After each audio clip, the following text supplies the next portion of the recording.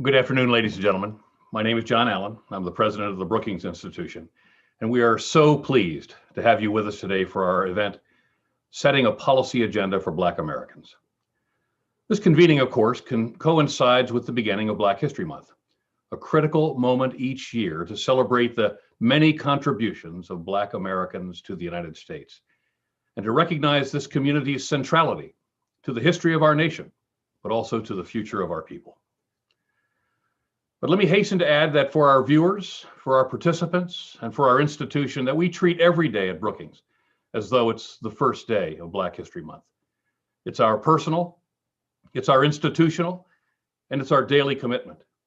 For here at Brookings, this means embodying a public commitment to addressing the structural inequities impacting Black Americans across all of the country today. We have some truly excellent speakers joining us this afternoon who will speak directly to these pressing issues. Now, before I do, though, let me reiterate a few important points. Between the intersecting crises of COVID-19, a devastated economy, and ongoing systemic racism, Black Americans have suffered terribly and disproportionately this past year. These challenges are ongoing and they demand our full attention. What's more, only through an inclusive public policy agenda, one that incorporates key policy ideas such as expanding access to healthcare, housing, jobs and education, police and criminal justice reform, and more, can we truly begin to remediate the many issues impacting the Black community today, but also the deeply rooted causal factors that allow systemic racism and the inequity to continue to exist throughout America more broadly. Indeed, in his inaugural address, President Biden specifically commented to this latter point, saying, quote, "Our history has been a constant struggle between the American ideal that we are all created equal and the harsh, ugly reality that racism, nativism, and fear have torn us apart. The battle is perennial and the victory is never secure," unquote. Now, he also spoke of a, quote, "a cry for racial justice some 400 years in the making," unquote. And that moves us and it motivates us. So too did he note the rise of political extremism and white supremacy and domestic terrorism, topics that are inextricably linked to the fight for racial justice in America. In fact, some who are listening right now will remember that it was in the aftermath of Charlottesville that it prompted Joe Biden to run for president of the United States. Now, thinking on the president's words, I believe it is incumbent upon us that we remain clear-eyed and about the divisive nature of American society and its culture, and thus the nuance that will be required for meaningful progress to be achieved. At the same time, we also need to be honest about the past and the terrible wounds we've both suffered, but we've also inflicted. Systemic racism was not solved by the American Civil War and the end of American slavery, our original sin as a societal norm. Indeed, with the talk of national unity and reconciliation being so prevalent today, we must also accept that while white America may have slowly reunified following that terrible war, Black Union veterans and more broadly, Black Americans were left almost entirely out of the process and continue to suffer terribly as a result. These white reconciliation efforts created the illusion of a reunited America. Yet the reality was even much worse, as the South sank deeper into the grips of white supremacists and former slave owners and former Confederate leadership, where it kept the spark alive of a future Southern white nationalist country. Now, here the flames of white supremacy continue to burn, and from them, Jim Crow laws were born, which largely exchanged the physical bondage of slavery for the legislative bondage of Black Americans for more than 100 years to follow that war. The relative strides we've made through the heroic, the epic actions of individuals like Dr. King and John Lewis and so many others are absolutely critical, yet hardly remediate the underlying original sin embedded in our society. None of this is ancient history either. It's still painfully, so much a part of our history as a nation and who we are as a people. We should not be surprised then to see that white supremacist movements are alive and well in America today, for they were never truly defeated in the first place, and their dogma undergirds far too much of our politics and thus our laws and our policies today. This difficult truth speaks to the vast complexity of the issues at hand and the deep historical context of an America that has never been as united or even as democratic or free as we have often professed. It also puts in stark terms the pressing need to identify an inclusive public policy agenda for Black Americans, which will in turn be essential for our long-term healing of the nation in every sense of the word.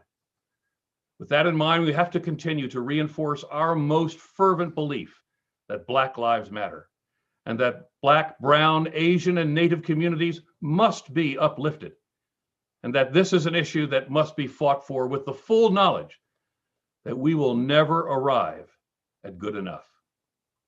We committed ourselves at Brookings and more broadly across America to these issues unlike ever before in the last year. And I believe we must continue to reinforce these commitments each and every day. Too many in America will treat such a moment as a phase, one that can be put down as easily as it was picked up.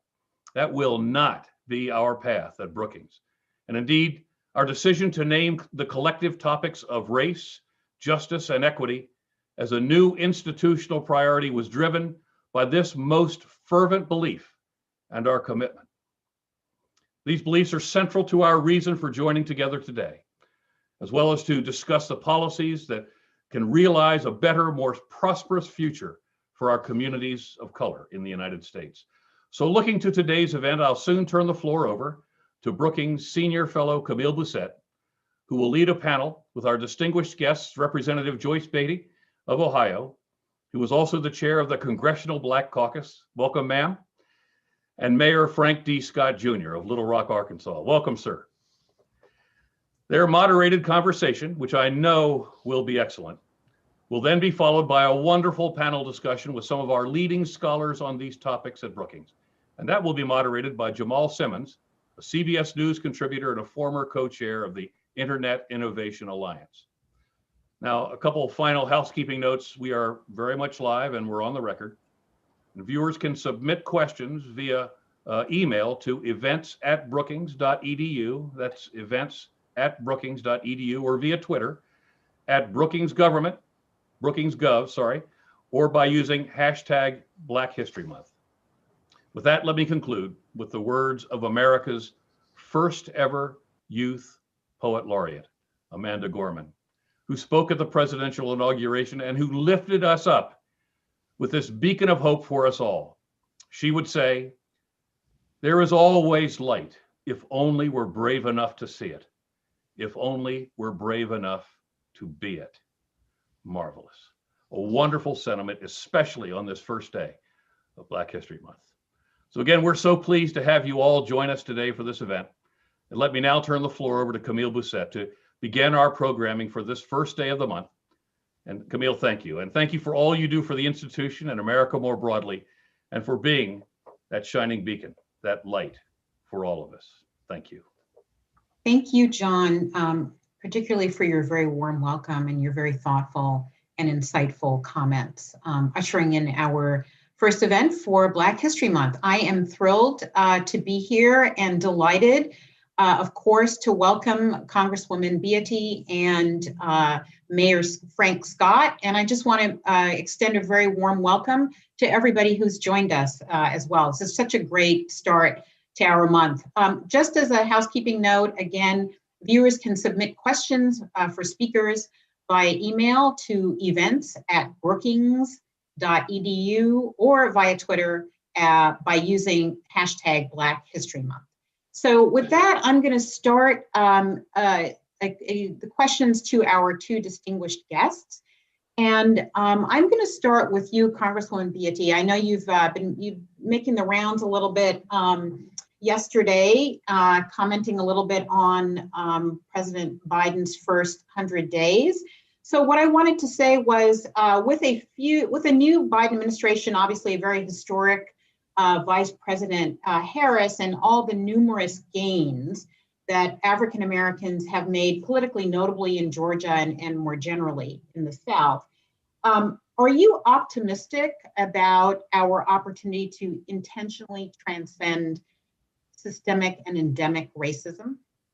Well, first of all, let me just say thanks to you and to Brookings for having me here on this distinguished panel. I am very hopeful. I am very optimistic because I think words and actions matter. And here's what we know in reference to Black Americans and Brown Americans. President Biden has been very clear and very forthright in how he got elected. And he even said, as you're probably aware, that he would also have our backs. Now, without said, those are words. Here are the actions. If you look to his executive order, you will find many of those areas, things that we had discussed with him, things that were already in the hopper that we had challenged, i.e., having him rescind the ban on diversity and inclusion training in federal contracts. He did that early on. Also, when you look to healthcare and housing, some of the most critical injustices that some of your work shows us the data and the statistics of how we have to make sure that we look at the racial injustices and other, if we are actually going to reset the clock and move on. And lastly, with the number of diverse candidates that he has employed in the cabinet, in the agencies, many of them first, certainly I would be remiss if I did not applaud him for the number of Black women and other minority women. I'm an active part of what we call our Tri-Caucus. And when you look at that representation, whether it is with our Asian American or Hispanic and Latino Americans, I think that he is off to a good start. It does not mean that we don't have more work to do. Well, great. Thank you for that, Congresswoman Beatty. And Mayor Scott, your thoughts? Optimism, pragmatism? Well, I think one of the things that we're experiencing from President Biden and Vice President Biden is not only optimism, but hope. And decency and a spirit of unity, with understanding that you also have to have accountability. I was very pleased with his initial steps with his executive orders focusing on racial and equity from a standpoint of ensuring that the entire federal government would set the standard and an example, and for all of our nation's cities and corporations to not only set that example, but to push forward as it relates to equity in all things that we do. And so I'm very happy. We're still in the first couple of weeks. We'll see a lot more.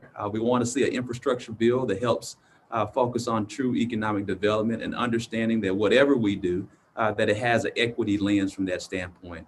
So right now we're still on this high of unity and understanding that comes with accountability as well. Great, thank you very much. Thank you both for weighing in on that. I feel very optimistic too, and I feel like we are all off to a very good start. But one of the questions I wanted to ask both of you, and Congresswoman Beatty, I'll start with you. One of the most enduring legacies of discriminatory public policy here in the US is the yawning racial wealth gap in this country. In your view, what are the most important ways that we can close that gap? Well, I think when we look at where we are with the wealth gap, I serve on the Financial Services Committee and the diversity and lead as the chair of the Diversity and Inclusion Subcommittee. And that's one of the things that we've been talking about. And I think because we are in a culture of systemic racism, it's something that's going to take us a while to look at, because it's in a multiplicity of levels, such as much of your research or your institution's research and other research that we're reading. When you look at the unemployment rate being almost double for Black Americans, We boast that the unemployment rate is down and when it's 6 to 7%, but we don't look at it when we look at it being 10 and 12% for Black Americans. When we look at home ownership, or maybe I should say the lack of home ownership, all of those are components to it, including the food insecurities. Well, there's a reason for all of that. If you look at the economy, if you look at what we just went through, let me give you a great example of why I believe we have a lot of work to do because it's hitting us in so many areas. So with COVID-19, we know it when we watch the media and we look at things as a healthcare pandemic. But when we read the work from people like you and other scholars, we read about the question you're asking, the economics of it. You have the COVID, but yet it closes down businesses. And we understand that it's a delicate balance. But what we know is 41% of Black businesses have already been affected. So what do? We put in a relief packet with PPP. What happens? Minority businesses who were already at a disadvantage are in the first or the second round any magnitudes. So when there are always problems, it appears that for the least of us or the Black and brown communities are also the last in for help. And then you couple that with all of the injustices, especially what we had to go through for the past 4 years, where there was not only not attention to those issues, it was almost like the enemy from within that we were fighting against progress. We were fighting against moving on beyond systemic racism. So I say all that to say, but like my mayor and good friend, I want to end on hope. So what we have now, when you look at having a domestic policy leadership council within the White House Biden-Harris administration, when you have a former ambassador, Susan Rice, leading that, and to couple it with racial injustices being in every department. So that means in the Federal Reserve, that means in the SEC, in the OCC, that gives us hope, not that overnight we're going to change. We have 401 years of slavery and being discriminated against. When I think of fast forwarding to 1964, 1965, we still have the same issues on the table. But there is hope that we will reset the clock because now there is more reflection of what democracy looks like. We have more Black women engaged in the process. We have brown women and yellow women and men engaged in that process. So I think that there is hope for us to move beyond where we are today. It will not happen in the next 4 years during this administration, but I think if we can figure out how to come together and use all of the data and the statistics that we have about the median income, we have the data there. And I don't want to sound flippant or curse, but as people are watching this and they write in and they call in, they want to hear truth to power. All of the research is amazing, but you know what? It's not new. It's not new data. The numbers have not moved enough. And that's why in the Financial Services Committee, we have brought in the financial institutions with $50 billion, those who were considered too big to lose. And so we have brought them in, asking them for full transparency. The only way you're going to have to change is to have truth and transparency and then be able to deal with holding people accountable. Why did they come in with 2 Black women, Congresswoman Maxine Waters leading the financial services and myself as chair of the subcommittee? We also have subpoena power. They also had to take an oath. It was also televised and streamed live. So when we challenge the big banks too big to fail, when we challenge the tech communities through the Congressional Black Caucus, we are resetting the clock. We are making movement. And my goal is to move the needle. but it will take you and everyone else and all of us, all of our mayors and our governors coming together, putting policies in place and standing in the gap that there are consequences when you do not move the needle. And that's probably far more than you wanted, but this is a topic I'm excited to revisit because I do believe, as Martin Luther King said, it is always the right time to do what is right. And we are at a time in history that we must do what is right. No, Congresswoman Beatty, I just so appreciate your perspective and your passion. Mayor Scott, so the racial wealth gap is real, well documented, as the Congresswoman has said. You're in a slightly different position. Tell me a little about what you think we should be doing to address that. Well, first, let me say the church said amen to what Congresswoman just shared with us, because she was spot on with what is needed right now. An old mentor of mine once said that when you have power, use it. And so at this point in time, when we know there is sorely needed, because the data is there, the history there, to address systematic discrimination, racism, whether it's through redlining. When we talk about closing the Black and brown wealth gap, it starts at home, and literally by increasing the number of homeowners that are representative of Black and brown individuals. So there's equity, and allowing that equity to drive wealth. But in addition to focusing on home ownership and affordable housing, we have to have a targeted community approach. We here in Little Rock, literally just 2 weeks ago, passed our first targeted community development approach from a resolution standpoint, where we're setting a policy agenda that for the next 5 years, we're going to be targeted $5 million a year for low to moderate income areas that look like me.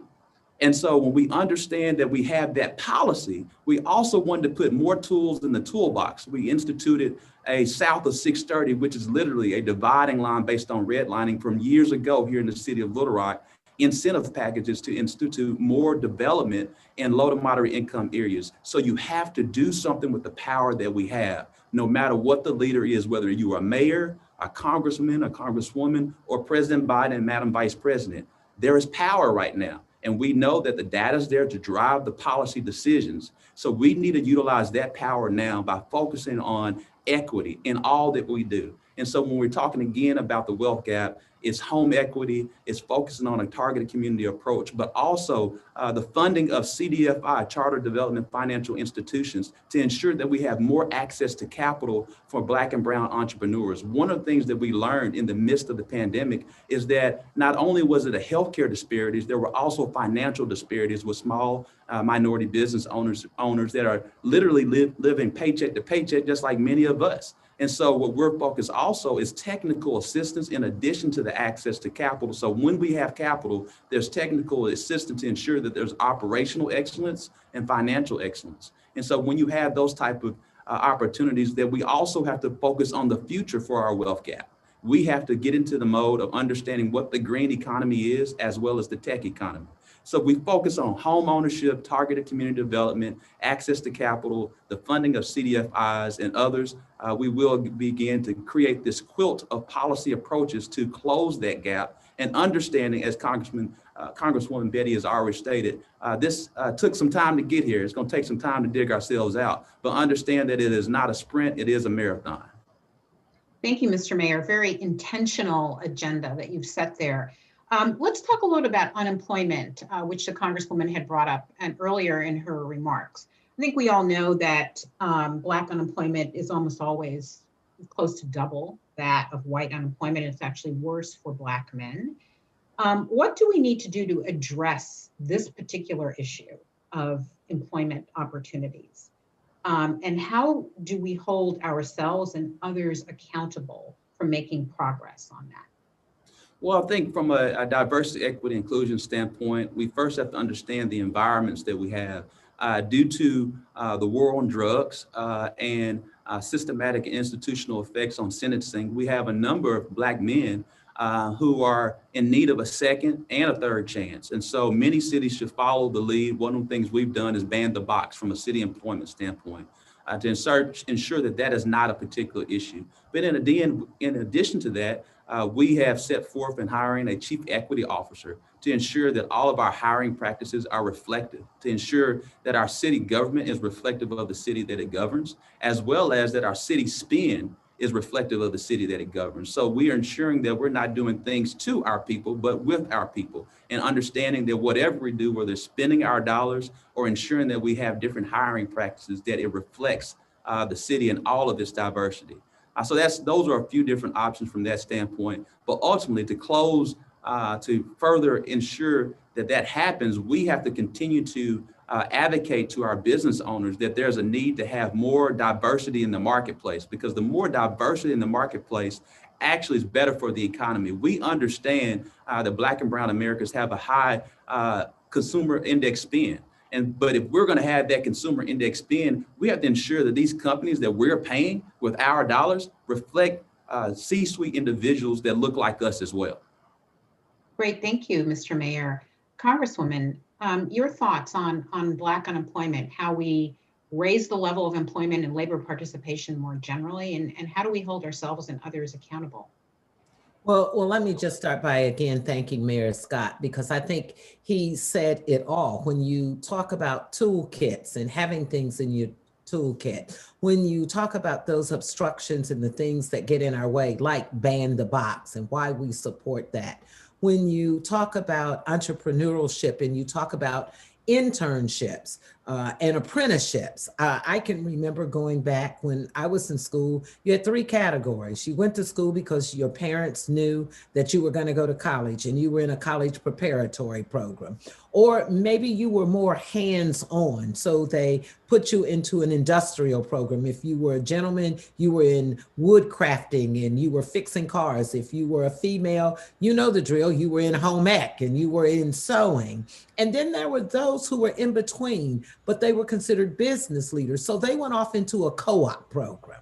Over the years, we lost sight of a lot of that due to funding and due to us missing the mark. So I think one of the things we have to create, we have to realize that everyone's not going to go to college and graduate. I'm a first generation college graduate, but what we do have the responsibility as individuals and as government public servants and elected officials is to look back into our communities and do what this mayor has said. We have to make sure that our mayors and those elected officials in our communities aren't doing things to halt or hamper us moving ahead when we look at it, because here's what we know. We know the facts. There's more research on unemployment as it relates to demographics than anything else. So it's easy to work through it. We know Black and brown people are oftentimes the last hired and the first fired. So we have to put things into place. We have to look at what companies are doing, private and government, as they look at their inclusion. Diversity is fine, but if you're not inclusive or there's not equity, then there is not what I call real diversity. We're not in the C-suites in any great numbers. If we talk about Fortune 500 companies, we can name them male and female of color on one hand. When we come back and look at those who are in the top positions, we have to do more. So you should never just say things without having resolve. So in federal government, we have the Office of OMWI, Office of Minority Women and Inclusion. And I can tell you we're making great progress. It had to be written into the law. We had to actually put it in Section 342 of the Dodd-Frank Act to make sure people perform on it. And we're still moving the needle with that. We now know that the Joint Center is looking at what does your minority hiring rate look like in the Congress, in government. Speaker Pelosi just came out with a new select committee that's going to deal with equity and our racial differences. Maxine Waters created the Diversity and Inclusion Subcommittee. So it has taken us all these years to get to this point. And I think part of that is because until we diversified in having people of of color and women in those positions, it brings change. You know, if you're not in the room, you don't see what's happening and you can't be a part of it. If you're not at the table, you can't affect change. You doing this today, notice what was quoted when we got on here. We quoted a 22-year-old Black woman. Had she not been in the inauguration, most of the country would not be quoting her. She was in the inauguration because you have a president and a Black woman as vice president that was very sensitive to all of the cultures that the nation should hear from, because the nation would be watching. And so I think that proves my point. And we could talk more about with unemployment, the hiring practices, the training, the apprenticeship programs, how we engage with unions versus private sector, and what we should require them to do with their apprenticeship programs. So I think we're starting to do a lot of things because there are more people in the room. Yeah, I think that's absolutely true and absolutely crucial. And I'm thrilled that you actually have brought that observation out during this discussion. I want to stay with you, Congresswoman, and talk a little bit about Black entrepreneurship. We know, and we know this is particularly true right now when we've had such a devastation of small and minority-owned businesses during the COVID era. But we know that Black entrepreneurs and Black-owned businesses are chronically undercapitalized.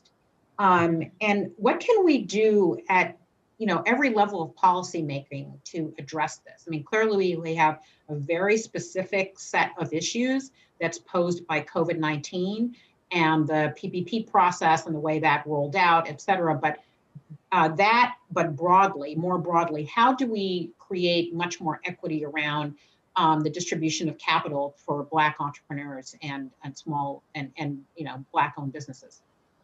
Well, let me start with saying, as someone who spent several decades of my life as a small business owner, as an entrepreneur, I know firsthand what it requires for us to have capital and how we are denied access of capital. Now, here's something that I can say that the intentions have been well thought through, maybe not implemented as it went back out to the public at the federal level. I think there's been a concerted effort for us to put dollars into our economic recovery packages to ensure that there's capital for minority-owned businesses, especially, as you just mentioned, in light of the pandemic.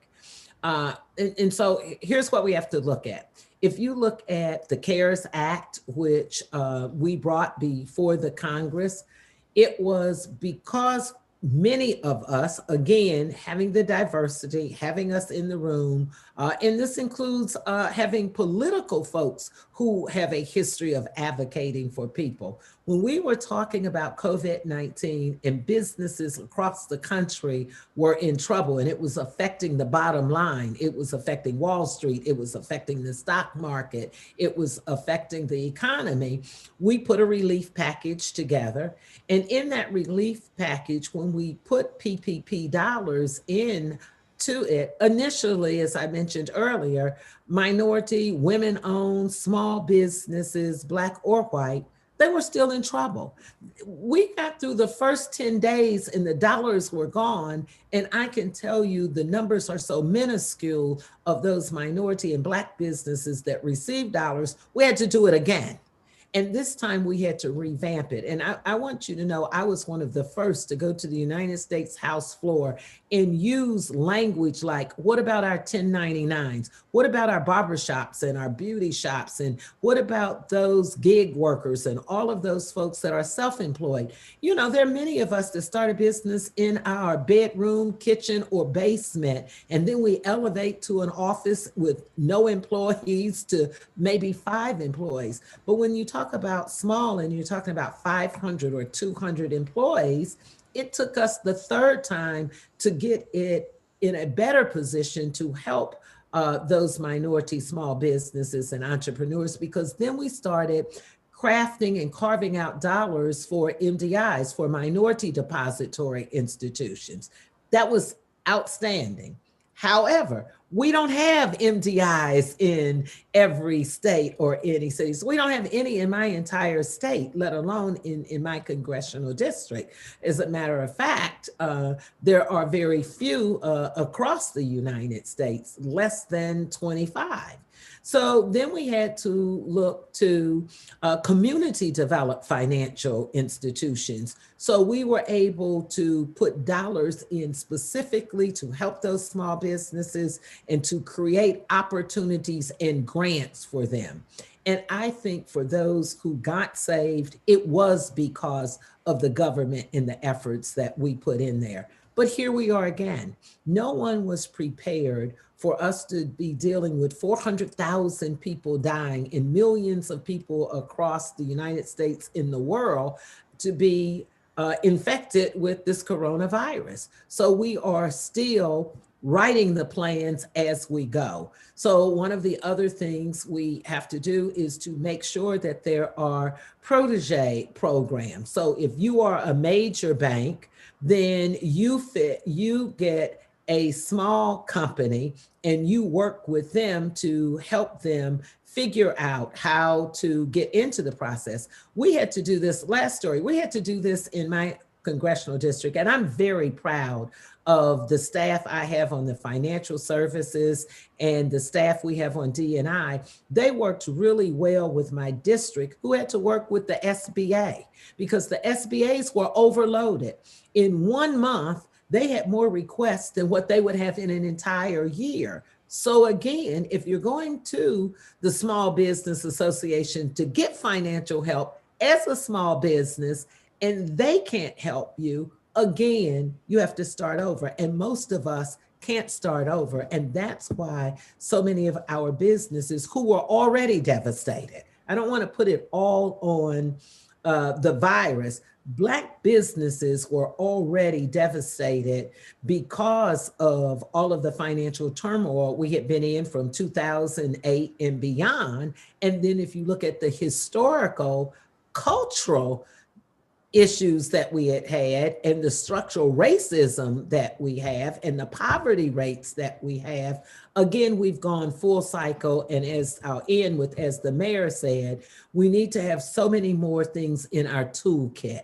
And we have to build hope, but with hope, we have to have real means of financially helping individuals. And sometimes we have to change the rules. You know, we can't go by the same rules that has only helped, for the most part, white America. We have to not be afraid to say, this is what we have to do to help all of America. Thank you. Thank you, Congresswoman. Mayor Scott, your thoughts on sort of the sort of chronic shortage of capital for Black-owned businesses and Black entrepreneurs? Well, you may not know this. I'm a former banker and commercial lender. And so this whole concept, we know well. One, from a standpoint, we have to be very intentional. We have to be intentional in connecting the relationship from a traditional bank to Black businesses. And what that means is for our banks is to lean into the community and to understand the community and to understand the different aspects of small businesses, as Congresswoman Beatty has already shared with us today. You have the gig economy, you have true small business, and then you have larger business. And one of the things that we understand is that access to capital. And so one of the things that we've noticed as far as what we're trying to build here in the city of Little Rock, and again, we go back to our small business emergency assistance program, which were $5,000 unforgivable loans that we're able to give out during the midst of the pandemic. And what we found was that the paperwork wasn't correct. Many times a bank wants to understand your taxes. You gotta be, even if you're rich, you gotta be rich on paper. If you're not rich on paper, it's hard to get a loan. That's just the fact of the matter. And so we are focused on right now is what we call a build academy to help our gig economists, our gig economy business understand why do you have to have your taxes done? Why do you need to have not only a banker, but a CPA and a lawyer to understand how you make certain moves? Is it the right time for you to have a line of credit? And once you get a line of credit, let's not allow the line of credit to kill your business. Understand how to manage that line of credit. So what we're operating right now is what we call a build academy. That's what we basically call technical assistance. to help those to meet you where you are, to help you not only to grow, but to sustain growth and understand how you want to chart your business together. Secondly, once we move from our Build Academy, we're also focused on how do we connect these businesses to not only the life cycle of a business when you need an actual loan, but sometimes you may not need a loan from a bank. You may need startup capital. You may need business capital for a short period of time. And so we're just now getting ready to announce, it's already been announced recently, is Little Rock's Venture Fund, where we're taking $3 million, basically utilizing Community Reinvestment Act dollars from banks, but targeting our businesses in the Black community, targeting low to moderate income businesses that are located in these blocks, to ensure that these businesses who have just graduated from our Build Academy, so now they have the technical assistance, now they understand operational excellence and understand how to manage the finances of the business.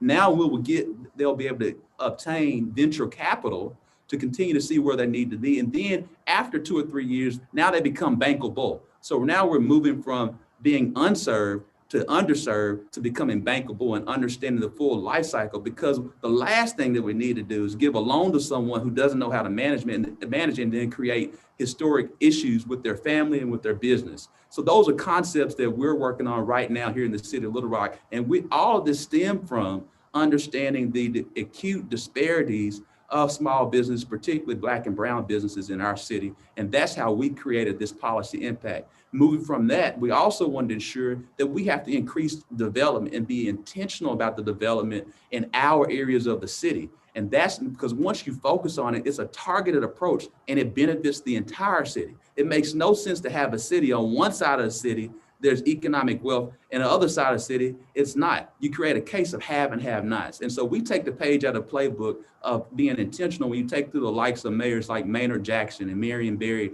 they were very intentional about everything they did and understood that being intentional within Black and brown communities, it helps the entire community. So many people want to call it reverse racism. No, it's common day economics. That's exactly what equity is. Equity isn't Black or brown. Equity says we identify an area that needs to be improved, and we're going to now shift and transition resources to that area to bring it together and on equal footing. And hopefully that it continues to shoot and spring forth with new branches of economic growth from that standpoint.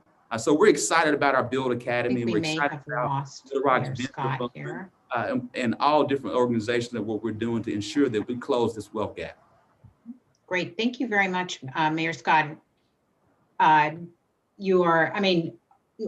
you outlined there, I think, is incredibly thoughtful and is likely to lead to the kinds of successes that we want to see. I'm going to shift to audience Q&A in just a second because we're getting a lot of really great questions. But I wanted to just end with one question, which has nothing to do with economics directly. But we all know that Black and brown communities face real discrimination when it comes to the way they are treated by police. And policing is, police brutality is a really devastating reality in many communities. So what I wanted to do was talk about, generally sort of what are the issues there, how should they be addressed, within what time frame, and how do we bring in community voices in that process? I'm going to start with you, Mayor Scott, and then I'm going to end with Congresswoman Beatty. Well, thank you so much for that question. One of the things from my campaign, we led on a campaign on leading on police reform.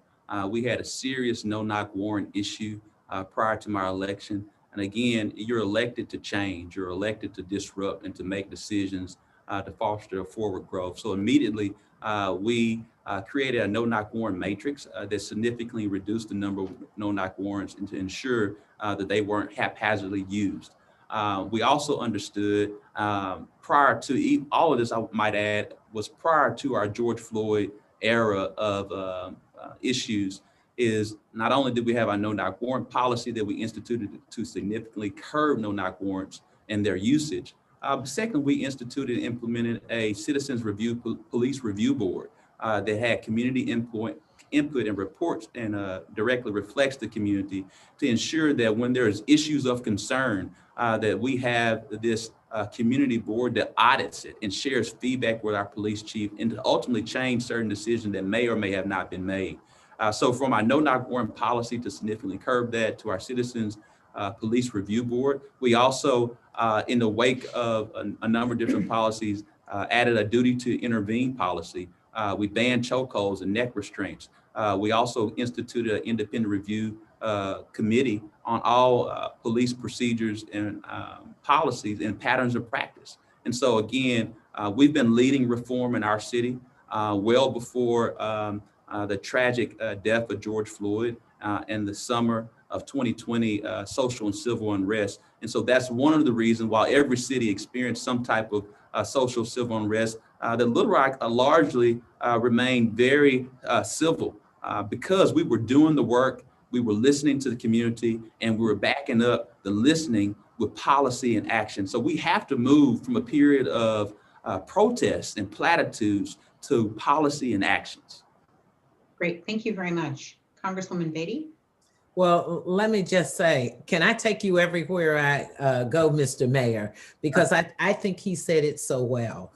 So let me say to you, if we look at the federal level and if we look at the Congressional Black Caucus, we have the George Floyd Justice and Policing Act. And in it, it does just about everything that Mayor Scott just talked about. We have, since Breonna Taylor, put in there the no-knock warrants. We have the no chokeholds from Eric Garner to the 8 minutes and 46 seconds that we all watched with George Floyd. We have reforming the qualified immunity. We also have taking a look at those police officers, and if they have something in their background, they can't move to another place and then be hired. So all of those things throughout history, they come because we did not have them and we're reacting to what has happened. But I'd certainly be remiss if I also didn't say thank you to all of those movements out there.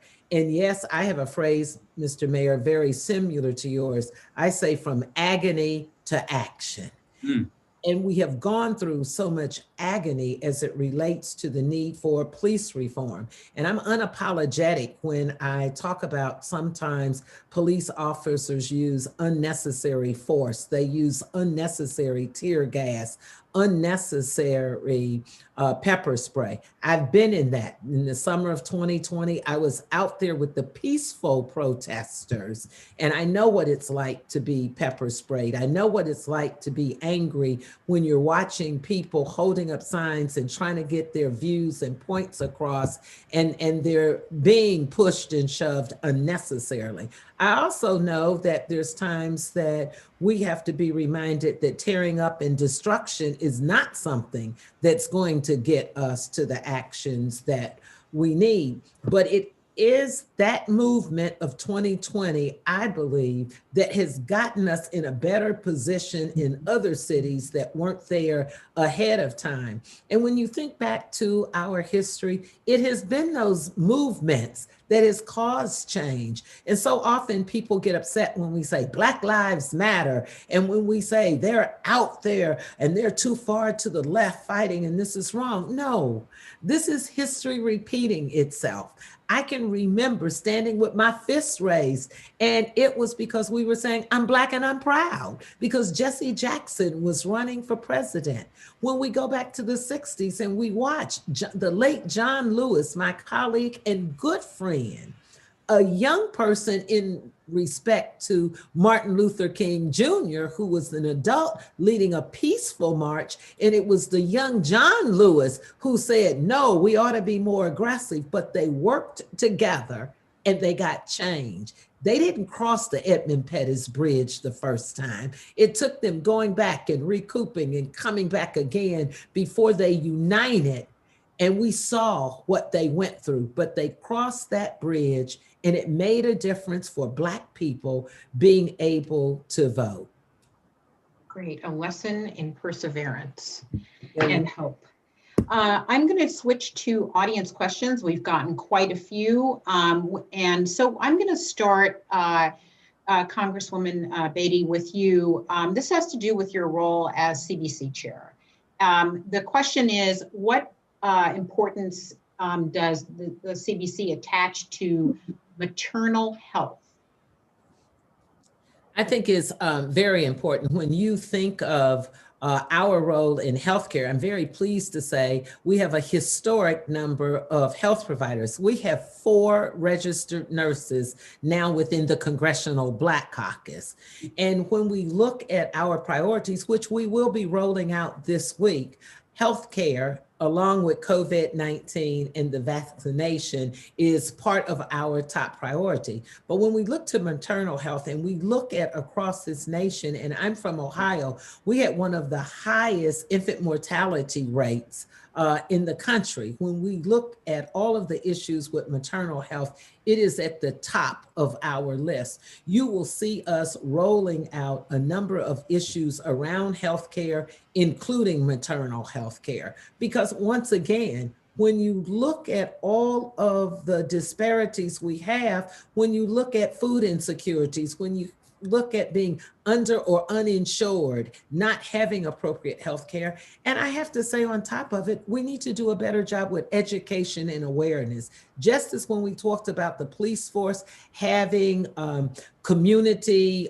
police councils and review boards, we need to go back to make sure that we have the community clinics, and we have to hold hospitals accountable, and we have to have in the schools, because it starts at a very young age. We have to make sure that we put those relationships and partnerships together. And when we allocate federal funds to go back to the counties, and Mr. Mayor, back to you, we have to make sure that we give you enough money to do all of the things you need to do in those cities.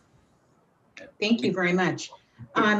Mayor Scott, although Little Rock is clearly not a rural area, there is increasing, attention being given to the priorities and the needs of rural African Americans. Do you have any thoughts on what we should be prioritizing from a policy perspective there? Well, one, I just want to share the appreciation to Congresswoman Beatty and all that she's doing to help our nation's cities from a financing standpoint. The interesting thing about Little Rock is truly a microcosm of the United States. We're both rural and urban at the same time, with Arkansas largely being a rural state, and one of our biggest exports is agriculture. So one of the things I think we definitely have to focus on is ensuring from a USDA standpoint, from focusing on farm to table, ensuring that we have SNAP benefits and continue to issue those benefits and get them into the hands of our residents as quickly as possible. That helps from an agriculture standpoint. But secondly, understanding the sustainable economy and what we need to do to focus on more on agri-tech. And so again, also understanding just like there are disparities in Black and brown businesses from an urban perspective, there are disparities for Black and brown farmers in our large rural states. And so we're hoping that Secretary Designee Mr. Vilsack is going to focus on agri-tech, focus on how we can help our Black and brown farmers that are in our agricultural states, how we can increase the number of SNAP benefits and get those to our local schools, get those through to our local food pantries and food organizations, because there are food insecurities. And the only way to solve food insecurity is to provide food and have access to food in a quick and efficient manner, and understand that we get to those communities as quickly as possible. Thank you very much, Mayor Scott. So we only have time for one more set of questions. And I'm just going to make it one question that I'd ask both of you to offer your thoughts on. There's, has been for quite some time a pretty active discussion about reparations and reparations for Black families in the U.S. What are your thoughts on that, and what do you think are what's the pragmatic outlook for something like reparations? I'm going to start with you, Mayor Scott, and then move on to Congresswoman Beatty after that. Well, I would say definitely from a reparations standpoint, we've seen it historically, whether it's our brothers and sisters of indigenous nature, being Native Americans. It's something that definitely sorely is needed. The question is, how do we finance it? But again, if you make it an issue, there's data that supports it. And I think there are ways to figure out that nature by being very targeted in our community development efforts to ensure dollars are going to the Black and brown communities, specifically Black communities. We have to ensure that those dollars are going. How are we funding our MDIs? How are we presenting access to capital? But true dollars have to go to the Black community. And I think that's something from a a congressional standpoint that if it can be funded, that is sorely needed. Great, thank you very much. Congresswoman? Let me just say, I think that the mayor is right on target. And what I would like to say is Congresswoman Sheila Jackson Lee from Texas, who is a very active member of the Congressional Black Caucus, has taken the lead on this. She has written legislation, HR 40, which calls for a commission and a study. In the ideal world, I know people want to hear me say, yes, I'm for reparations. So I'll say it, yes, I am. But they also want to hear me say, and here's what we're going to give. And I think the mayor is right that we have to look through a commission and a study and match it with the dollars, or also legislation and actions that will help us with reparations. You know, how far do we go back and look at all of the injustices for us? I also know that we have a new member in Congress, Congressman Jamal Bowman, who also has taken on reparations as something that he is working with and is developing legislation. And here is the good about the Congress that we're in now and the Congressional Black Caucus. We have a lot of history, and we have a lot of folks who are new to the Congress, new to being elected, and that breathes new life and energy. We have people that are from the movement, and people who have lived and created the movement, and people who are still finding out what the movement is. And when you put all that together, I think it's going to give us a good resolve, because this is something we have to deal with, because you will find that mayors across the country are going to give you the same answer that Mayor Scott did. They're going to say, yes, we're supportive, but where are the dollars coming from? How much is the bigger question? How much is it that we want? And where do we want it to go? And there are many experts out there that we're going to be consulting with. And I know, including myself, I am not always in favor of the answer being a study, but I think we need a study and a task force, because you will find leaders are in very different places with what it means, even in defining what reparations means. But I think the good thing, and I'll end on the hope, thank you, Mr. Mayor, the hope is what I know. I know we all want the same thing in righting the wrongs. It's how much and what is it? And the Congressional Black Caucus has that at its highest level. And I'm very comfortable that we will be able to push to get the study and the task force out there, and to have a quicker resolve than to continue to study it. But lastly, this is where you come in, and this is what is so good, Camille, about your work, is we have to have engagement from external partners. So you will also see this cycle with the Congressional Black Caucus, in addition to our domestic policy and our 12 policy councils, and working with the Biden-Harris administration and with former Congressman Cedric Richmond, what you will find us doing is also exercising our power and our message. And we will be taking a look at having an external policy committee. That means let's not reinvent the wheel. If we need to come to Brookings, let's come to Brookings and get the data. If we need to go to the National Urban League, or if we need to go to the Executive Leadership Council when we talk about Black businesses, or the Conference of Mayors or Governors, we're going to bring that into the fold, so we don't have mayors doing this and governors doing this and Black organizations doing this, and then we all want the same resolve. So let's parcel it out and make ourselves partners. So we're going to need a lot of partnerships. Well, great. Well, thank you. And on that note, Congresswoman Joyce Beatty and Mayor Frank Scott, thank you so much for joining us on this first day of Black History Month. A great day to be celebrated, a great month to be celebrated. I'm so thrilled that you were able to offer your thoughts and insights as we start the month. We are now going to transition to our second panel. My moderator there will be Jamal Simmons, who's the CBC News, is the political contributor for CNBC News. And he will be speaking with four of my colleagues and myself. So I will introduce my colleagues here. We're going to be joined by Nicole Turner-Lee, who's a senior fellow in governance studies and the director of the Center for Technology Innovation. Andre Perry, who's a senior fellow in the Metropolitan Policy Studies program here at Brookings. Makeda Henry-Nicky, who's a fellow in the Governance Studies program at Brookings. And Rayshawn Ray, who's a David Rubenstein fellow in Governance Studies here at Brookings. And with that, Jamal, I am turning it over to you. All right, thank you very much. Thank you, Camille. And I want to thank Brookings for having me. It's a pleasure to be back with you. We just did a panel together just a few weeks ago, which was really fantastic. So I'm glad to be back here and to have this conversation at the beginning of Black History Month. I do want to say, if nobody saw this today, I was watching the White House press secretary give her press briefing today, Jen Psaki.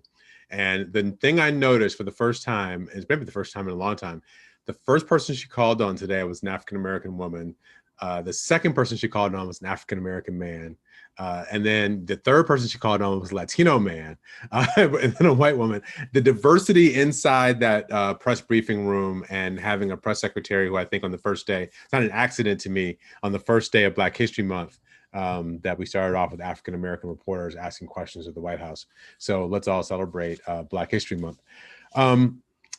Let's get started, because I think you just sat through an interesting conversation with a couple of electeds who I think have a lot to say on what's happening. I want to put this into some context, because there's so many different ways we can go. Let's just do buckets when we have our conversation today. Let's first start with the bucket of what were the things that were going on in the country prior to COVID-19. So if you're thinking about your answers to my panelists, what was happening prior to COVID-19, the pre-existing conditions, as it were, for Black Americans? And then we had the complicating factor of COVID-19 and what has that done in the course of the last year to exacerbate those problems that may have existed, present opportunities that we may not have recognized. But what has happened in the course of the last year and the devastating impact of COVID-19 on most people's families and real lives?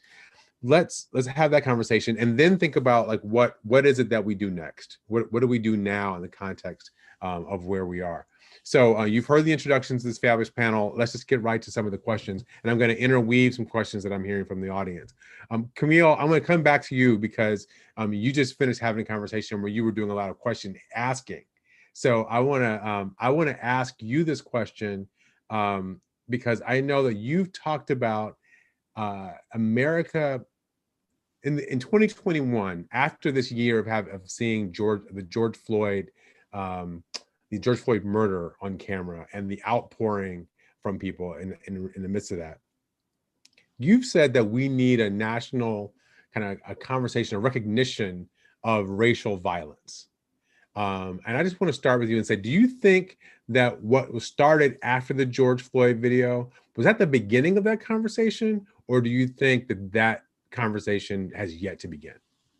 So Jamal, it is so great to have you here. And it's nice to be in the position of not actually having to moderate the discussion. So I appreciate that.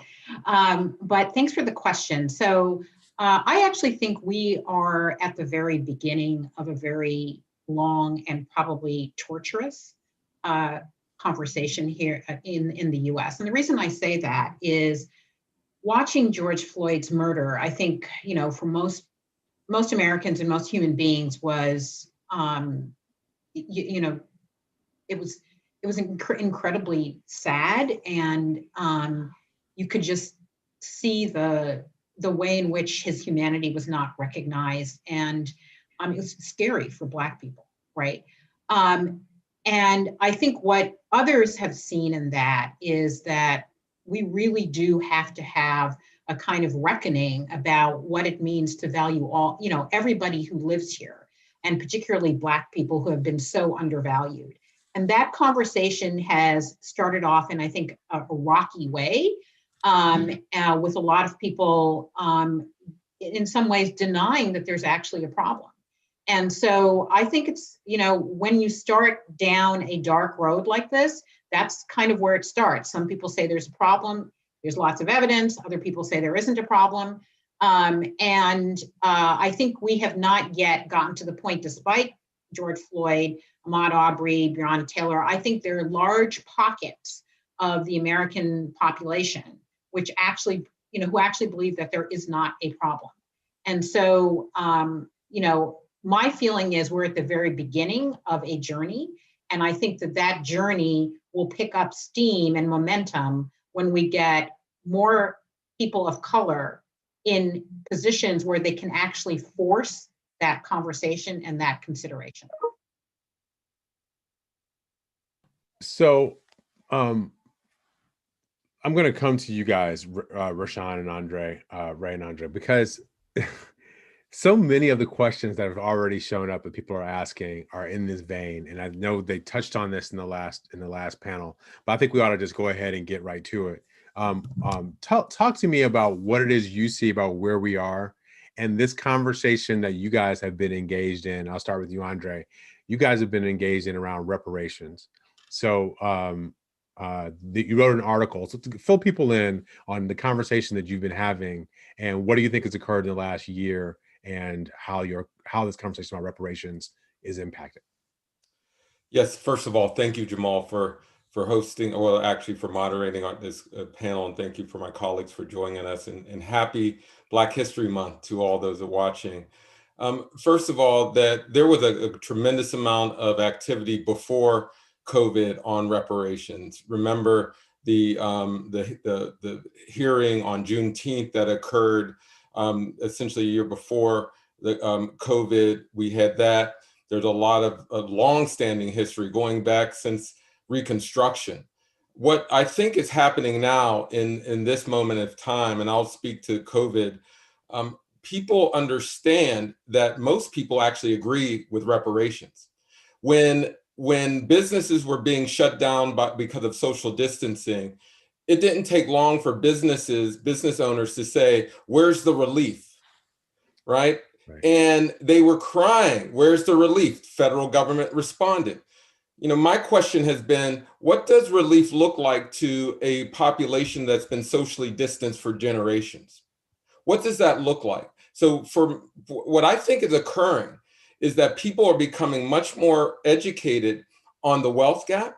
They're becoming much more educated on the systemic devaluation and exclusion of Black people from wealth building opportunities. And because of that education, and because this pandemic has put people somewhat, I know people get mad at me for saying that, a little bit, give them a little taste of what it's like to walk in the shoes of a Black person, just a little bit. Now, all that together, now people are starting to understand Black people need the same economic floor that was given to us as white Americans. Because for the most part, Black people generally get the idea white people are generally not accepting of Black people getting reparations. Yeah, I mean, Sean, go ahead. I mean, it's great. I mean, it's, as Andre said, I mean, it's great to kind of kick off Black History Month with this event. Camille, you did a great job. Jamal, I look forward to the conversation over this hour. And it's definitely great to be here with my Brookings colleagues.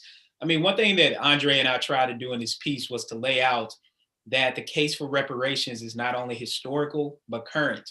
We heard some of that with what Andre and Camille mentioned. We heard that in the last panel as well. There are a few stats that become important that we always like to throw out. In 1860, so this was just 5 years before slavery ended, Black bodies in the United States that were enslaved were worth $3 billion. Just our physical bodies. We haven't even gotten to the products that we produced. Black bodies were wealthier than the healthcare system, the railroad system actually put together at that particular time. We fast forward to today, actually right before COVID. The racial gap in wealth, white people, and this is if we compare college educated whites and Black people. College educated white people have 7 times more wealth than college educated Black people. Education is not the great equalizer. So we can make those connections there and highlight that some of the things we need to do around reparations. Of course, there are a lot of questions about who qualifies and where the money comes from. Well, one of the things that Andre and I have been talking about is that federal land becomes one of the pathways to actually being able to fund reparations. There's a large percentage of land in the United States, over 25%, that is federal land. If some of that land was sold or leased or something else was done with it, there would be funding that could be put in place to properly start the process of atoning for systemic racism and its legacy in the country. And the key question you ask about, was this happening before COVID? Yes, COVID has simply exacerbated these outcomes. One of the things we know is that if we look at, say, health outcomes, we know that Black people are already more likely to die. That doesn't necessarily have to do with Black people's biology. Instead, it has to do with the structural conditions that govern our lives. And we know that during COVID, Black people are 3 times more likely to die. Well, that's because early on, we were 6 times more likely to be turned away from COVID testing and treatment. When it comes to policing, we know that Black people are 3.5 times more likely than whites to be killed by police when we're not attacking or have a weapon. So part of what we're seeing, and Camille touched on this very well, we are in a social movement right now. And simply because it's fashionable for people to say Black Lives Matter, there are steps after that beyond beyond the time in which you make that proclamation to actually invest in Black businesses, to invest in Black communities, and to invest in Black people in an equitable manner. All right, Makeda, I'm going to bring you in here now because we're talking about financial systems and wealth, and he just brought up Black business. So if we just take a look at that more broadly, we've seen some of the numbers. C-suite, Black executives, 3.2%-ish. We got 4 Black CEOs of Fortune 500 companies. Prior to COVID-19, I think there were about 2.6 million Black businesses. They had 109,000 of those Black businesses had employees, and they employed about 975,000 people. 2/3 of the people they employed were Black. Now that COVID has hit, we've lost more than 40% of those businesses. So tell me, somebody who studies the financial questions, what do we do? What do we do? It's not just about businesses. It's just, it's broader than that, looking at just the shape of this economic recession. Who's losing out? Who is unlikely to regain that footing in the next generation? I think we need to sort of, not parcel out these statistics and put them together, right? So coming out of the Great Recession, Blacks lost about 1/3 of their home equity wealth. And so since then, we've seen our entrepreneurship rates plummet. Without retirement savings and home equity, we're behind the 8 ball. We're not even on the pool table to begin to start businesses and even to sort of recapitalize the ones that we have started, the small businesses, before the PPP aid gets to us. The previous panel made a really important point around MDIs and these sort of community banking organizations that anchor Black communities in the absence of fintechs and $10 billion and above banks paying attention to the capital needs, both on this, like I said, entrepreneurship and start small businesses. So we really need to think holistically here. Before people become small business owners or entrepreneurs, they're employees, they're workers. We have to think about getting them back to work and just sort of thinking broadly around what are the kinds of systematic policy levers we've got in our back pockets today? What's on the table already? So for example, we've got the Community Reinvestment Act. How can we go back to where the OCC started and finish that work, thinking about what other kinds of capital instruments we can bring to bear in local markets, in rural markets, that help them to get on the playing field before we even start talking about leveling it. This is about jobs. It's also about entrepreneurship, and it's also about saving our small businesses. All that to say, we're in a good position now that we have our Consumer Financial Protection Bureau back in hand. We need an aggressive Consumer Financial Protection Bureau, working in tandem with the Department of Justice Civil Rights Division to ensure that the playing field is fair, that Black businesses, when they ask for credit and they show up with all of the factors, that they are considered and granted loans and not continue to face disparities. Without those enforcement tools in place, there will be no, I think, need to continue to have protests, because we'll study and study and study and confirm results. We need to have all of our leaders at the table and fully willing to use all their tools to begin to, what I sort of call, start a new endgame, and this time move us to action. All right, so I'm going to follow up with you because in the midst of COVID, what we saw in the beginning last year was this PPP loan process, which resulted in a lot of big companies, a lot of big businesses getting most of the money that came through that process. Is that going to, as the Biden administration, at the end of the Trump administration, Biden administration are renewing these funds, are the people paying attention to fixing that problem this time?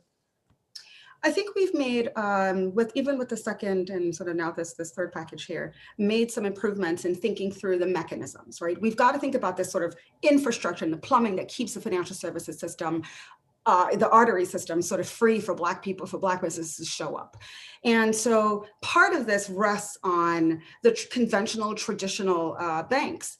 But what we saw coming out of the PPP debacle was that rural businesses and Black businesses turned to fintechs.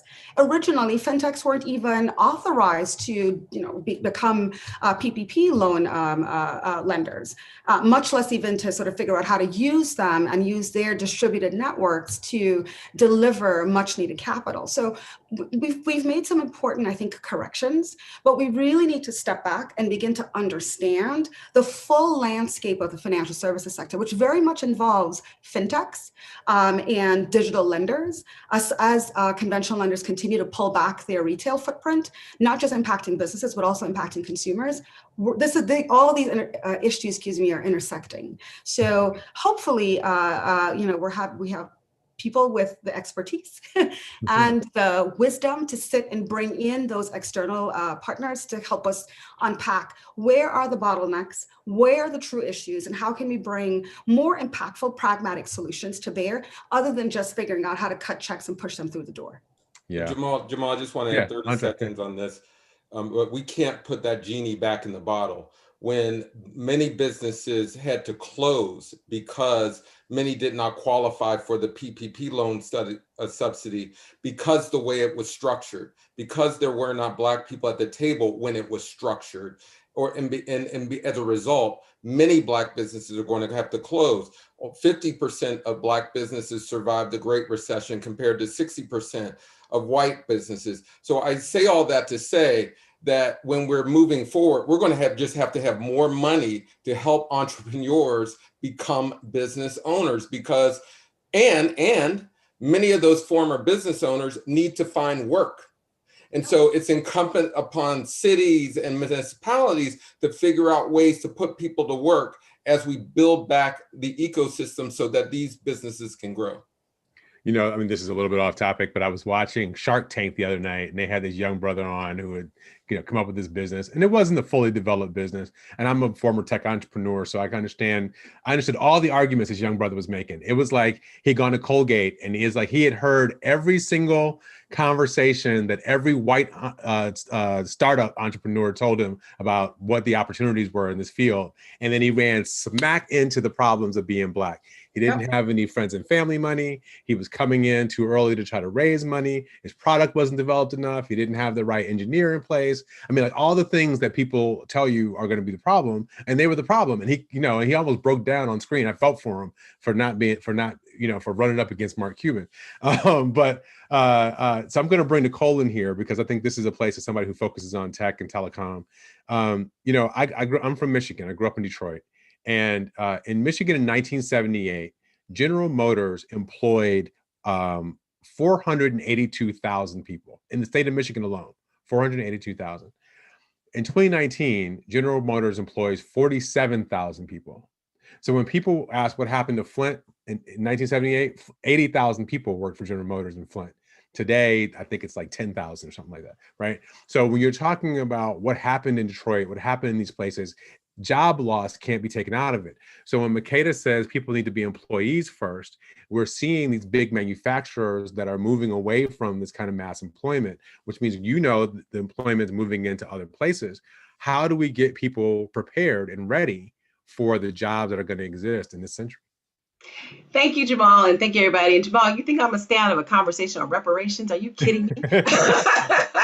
I bet. just You want can to, get anything, Nicole. you can ask me the digital question, but I got to jump in this reparation question real quick.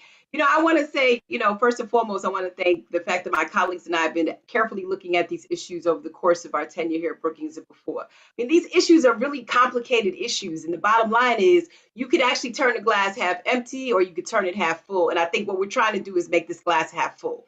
The bottom line is that we have a series of disruptions that have affected African Americans. Yes, we deserve, the reparations that have been promised to us for decades. But at the same time, I think Rashawn kind of put it there. We also need investments in our ecosystems. Our ecosystems are actually powerful. They hire Black people when they build Black businesses. They educate Black children when there are schools that are indigenous to the community. And as a sociologist, if you go back to the Black metropolis, they actually thrive when we have economies of scale. And with digital, they actually go global. And so the question becomes, how do you begin to bring that upon society in ways that it actually resembles economic recovery? And we don't keep checking the boxes, which is what I think the congressman was trying to say, around things that were past grievances that we know historically will not be solved until you solve systemic inequality. Now, on that note, when you begin to look at the automotive area and you look at the industries of trade, we're actually in the fourth industrial revolution. And Jamal, you know that, right? We've worked together on this issue for quite some time. The challenge is, how do you get people ready for that industrial revolution? First and foremost, we actually see that it's not a matter of whether or not people can be ready. It's a matter of not will we make them ready. And I just put out a piece on the broadband New Deal, the tech New Deal, which suggests that we actually have to be very concerted in terms of the workforce development opportunities that we provide people, in addition to making sure that we have an infrastructure, a broadband infrastructure that allows people to work from wherever they live. The thing that I like to think about, and I think many of us on this call have actually looked at this future work piece. In many respects, and I'll just tie this up, then I'll be quiet. We don't like the fact that our kids are being virtual in their schooling right now. I don't like the fact that I have a 14-year-old daughter that I don't know what she's doing half the time because I'm on these calls. But what I like about the fact that she's actually doing virtual schooling is she's using a laptop. She's learning how to work in a remote environment. She's being in a disaggregated way, learning how to manage her own time and her content and her destiny in terms of her grades. We need to start seeing that the future of work has already happened. And so when we begin to go back and look at Detroit and we actually begin to think about places where we had huge manufacturing losses that created huge pockets, and Andre would attest to this, not just in jobs, but in land space, we need to figure out how do we take the trend of technology and actually create this new deal that puts people back to work. Franklin Delano Roosevelt did it with the New Deal, where Blacks and Latinas and Native Americans went back to work to build the country's bridges and dams. We can do the same. Wireless jobs, the jobs that people are dependent upon to communicate over their phones, are livable wage scale jobs, and the credentialing that is needed for that do not require a BA to become an engineer. But yet, the challenge that we have, and I would actually put it like this, I don't think this is a Black American problem, I think it's a United States problem. We need to invest in apprenticeships through the Department of Labor. We need to rethink how we look at education. We need to examine the extent to which we look at social supports for working families. When we begin to do that, and this is the work that Camille has done, and we begin to see how we recover the middle class community and the working class communities, we actually bring everybody up. And as we say here at Brookings, when white people catch a cold, Black people catch the flu. We need to reverse that trend. And that way we can begin at least to create what I think many of us on this call think of: equity versus equality. Equity in the distribution of resources, equity in opportunities, and equity in the ability to go back and figure out what needs to be fixed to address the upcoming and forthcoming opportunities that Black people in particular and all people can actually benefit from. I truly believe that, and I believe that it starts with leveling the playing field with digital. I might be by myself. I'm okay with that because I often am. But you need to have the highway that lends itself to creating those opportunities for Black folks. And you need to recognize that we're going to be resilient either way. Well, and some of those jobs are also going to be building that highway out, building infrastructure for that. That's what I'm saying. That's what I'm saying. But do you know that at the Department of Labor, we don't even have a code, an occupational code for some of these new jobs. So we have to go back and think about how technology is not just about consumption, but it's actually about production. And when we begin to think about it this way, we shift the conversations on why are websites crashing when I schedule my COVID vaccination to how do we invest in startups that hire people of color that actually create the same level of ingenuity and ideas. And I think that's the conversation that I'm hoping to have as we look at the future of Black America. So Camille, I want to circle back to you here because Rashawn kind of touched on this when he was talking to us. And I know you've been thinking about some of that research that came out from Raj Shetty and others a couple of years ago about it doesn't matter what happens in terms of education or family background, Black and white people tend to, the Black-white gap doesn't shrink. And what the surprising case in there that they make is that that is almost all, maybe even 100%, 99.5%, due to the disparity between Black men and white men. What's your take on that? And are we prepared as we have these conversations to, one, deal with Black men and the challenges they face, and then two, deal with the disparities that are impacting Black women, even though they may not show up in Black women versus white women from the same families, they're still showing up when a Black woman can raise, $100,000 or something for a business versus somebody else who can raise, $1 million. So, or $36,000 for a Black woman versus $1.3 million for a white guy. So are we prepared to have a conversation where equity is really the conversation and not just, everybody gets $5? So I appreciate the nuance of that question. Let me address it sort of briefly, but in two parts. The first is that when we're thinking about generally as a country making progress on equity, one of the things you want to do is you want to be guided by metrics, and you want to be guided by the metrics that tell you what's really going extremely poorly, right? And so some of those metrics are really metrics that focus on the situation and challenges that Black men find themselves in, as you mentioned with Raj Shetty's work.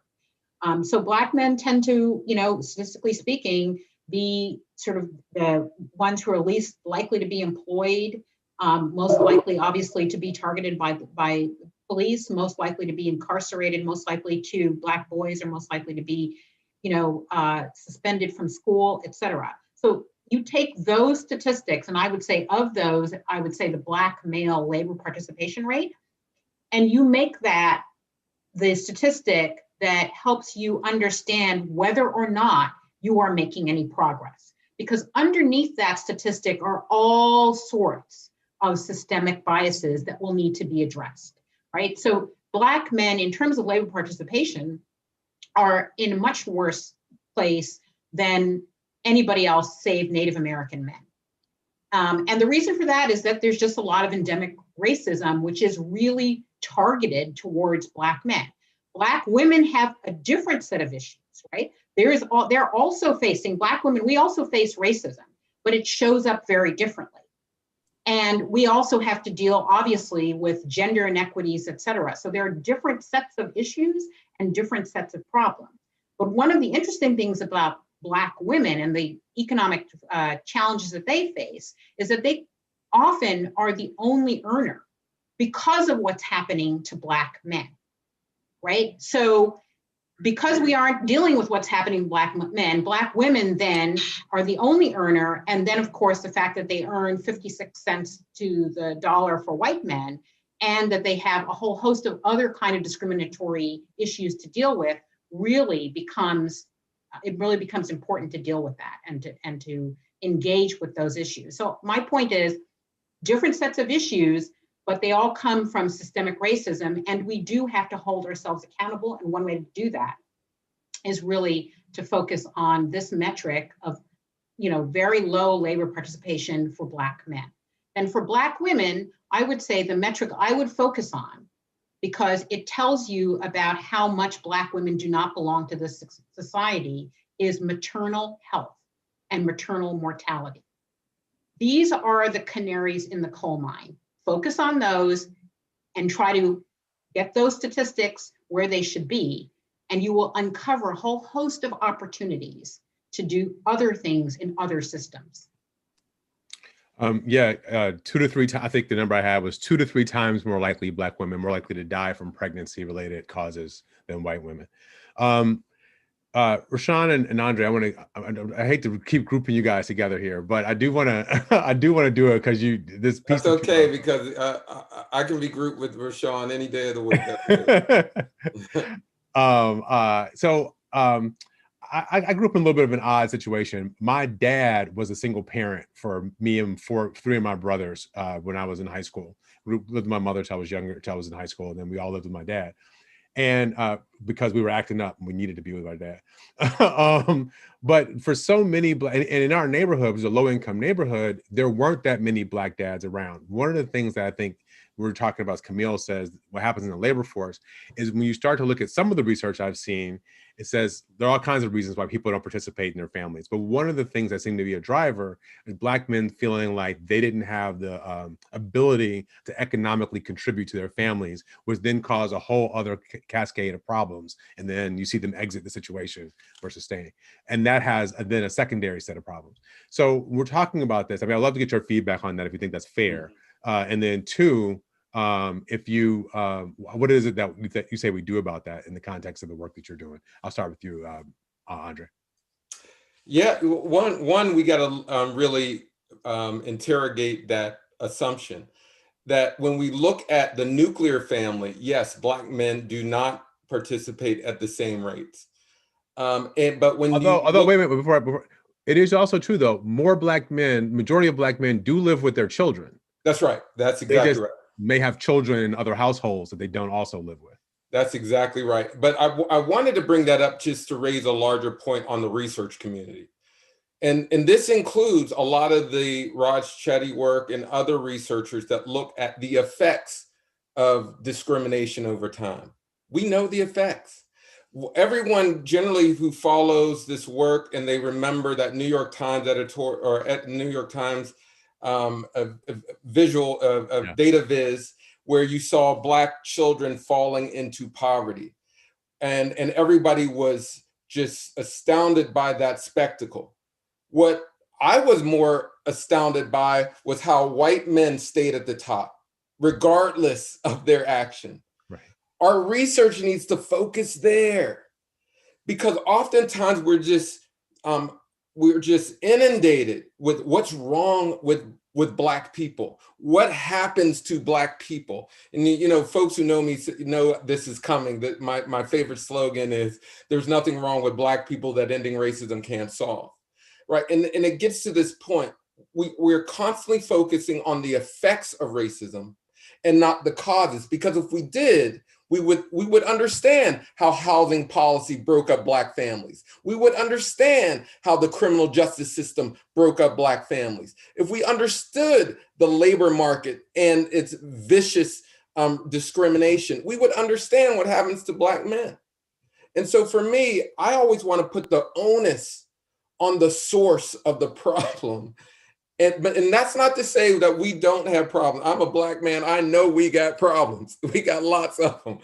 But with that said, the source of why we have these disparities, we don't put enough focus on. Can I jump in? I'm sorry, Rashawn, if I can get between you and Andre real quick. I want to echo Andre on this, because I also want us to be very careful about the reality is that there are a lot of challenges that are associated with Black Americans, primarily because of the history of systemic racism and discrimination. But I think what Andre is saying is then you got to go back to that. The reason that we have had this attempt to debilitate, dismantle, degrade, deprioritize the utility of Black men in our community is because historically it started with the transatlantic slave trade, when it was part of the destabilization of Black communities and families for the purposes of transforming us into labor parts. And I think it's really important. I mean, first and foremost, I have a Black son. And I want my Black son to know that he is a glass half full and not a glass half empty. So that's beyond sitting here as a scholar at Brookings. But, as they say, the young people, and I am old, so it might sound kind of crude, but don't believe all of the hype that you hear, because at the end of the day, depending on how you approach history is how you then solve problems. Do we have a challenge with regards to the debilitating effects that impact Black men? Yes, we do. But when we look at what affects Black men, we also had to look at the fact that we had to say a lot of his name in addition to her name with police shootings. We've had to figure out ways to actually bring back the type of economic stabilization among the Black community, starting with Black men. For a long time, and Jamal, you're a Morehouse man, so I could say this, we never led with the stat of the types of ingenuity and professionalism that came out of historically Black colleges. So what I love about being a sociologist is all how you frame the question. And the extent to which you get to solution is when you go back to what Andre said, when you begin to go back to the source and when you begin to blow up the ideologies and assumptions that have led researchers to start with that as a problem and not necessarily look at how do you encase the problem around a broader historic view that continues to perpetuate the type of research that doesn't lead us towards forward-thinking solutions. I'm sorry to say this. There are a lot of Black men that work very hard every day. There are a lot of Black men who do not land up incarcerated. I got one of them. There's a lot of Black men who find themselves being good fathers, even when they have two pennies to rub against each other. They still know how to love their children. But we don't tell those stories because we often start from, and Rayshawn is nodding his head, from the point of oppression and discrimination, which I think for this administration is one of the things that the Congresswoman said. We have to start our history. And Dr. Kaya Henderson has started this project called Reconstruction, from a place of reconstruction of what does it mean to reimagine where we start to get to where we end. I'm gonna stop. Okay. Get off my soapbox. I'm gonna get off, good. but I had to do it. I'm sorry. Let's stop there, and I'm going to get back to Rashawn, and then Makeda, I'm coming to you next. So, Rashawn, you can get to whatever you want to get to here, but I want to also know what works. Yeah. What are you doing that's going to make this work? Yeah, I mean, great question. So my recent book was How Families Matter, the simply complicated intersections of race, gender, and work. And we specifically focused on this. Pamela Brayboy Jackson and I, we interviewed 46 Black, whites, and Mexican-American families. And there were a few things to note. The first big thing is we're hearing, and I want to double down on it, is that Black men relative to men in other groups are actually more likely to spend time with their kids, meaning they're more likely to bathe their children, they're more likely to do homework, they're more likely to eat with them, they're more likely to have conversations with them. So we first have to start with debunking stereotypes that overly criminalize and weaponize Black men's bodies, and then the relationship that Black men and Black women have with each other. So that's the first thing. The second thing we have to do is we do have to be honest that men, Black men and men of other groups primarily view their role in the family and their identity even more broadly as being linked to work. And our research shows that when men are unable to provide financially, they double down on masculinity, and that's not good for them, right, their children, or their loved ones. Right. So with that being said, where do we go with this? Well, the first big thing is, and Black men are already doing this, we just haven't expanded our conceptualization of what it means to be a man in a family. We have to expand that.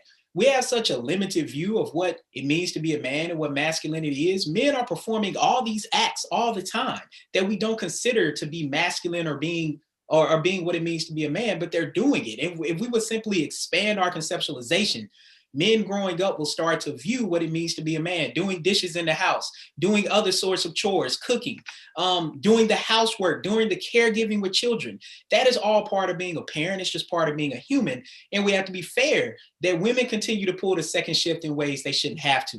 With that being said, what do we do about it? Two main things I'll leave with.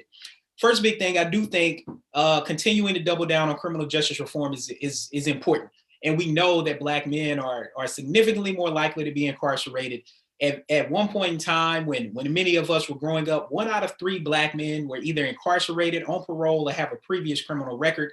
That is a problem. Now, part of what that means is ensuring, and I'm sure Makeda is chomping at the bit to talk about this, as this is in her wheelhouse, is ensuring that men, when they get out, men and women, when they get out of prison, that they have the opportunities to reintegrate back into space. We heard Mayor Scott talk about ban the box.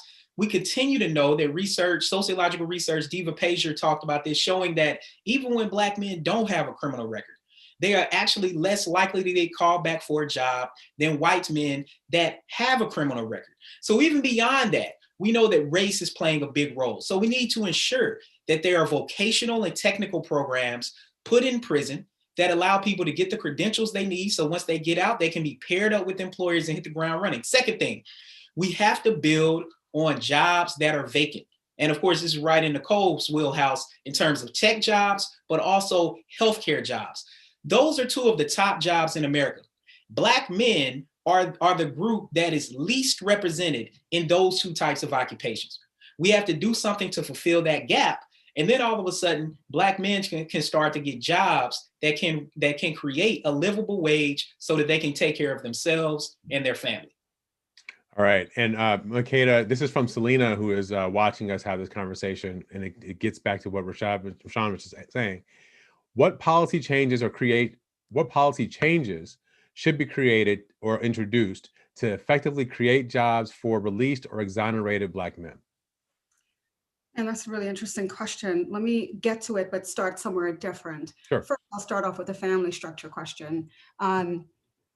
We need to examine the impact of the Tax Cut Jobs Act on family structure. We know that during recessions, Black families and brown families, we reach out to our blended social networks and we hold each other down. So we may not show up for childcare because a grandmother or an aunt or a cousin is nested in that framework. And so they're providing that sort of social capital trait. I provide economic security, you provide me with childcare. Now, when we know that our young men, I'm raising a young son, at somehow 17, the tax code sees him as an adult. He was in his 11th grade at 17. Still a child, still me providing for him, but our tax code is so obsessed with the marriage penalty that it overlooks the fact that the family structure itself is penalizing Black and brown families and immigrant families who do not fit that sort of picket white, that two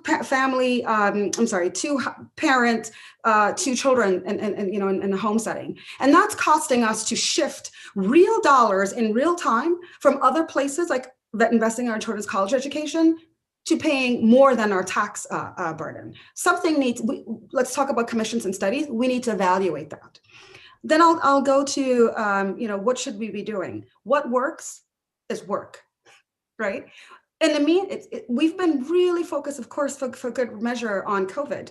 In the meantime, automation has slipped off to the sideline, but it doesn't mean it hasn't stopped working. Last fall, both New York and Maryland, I believe, automated all of their bridges.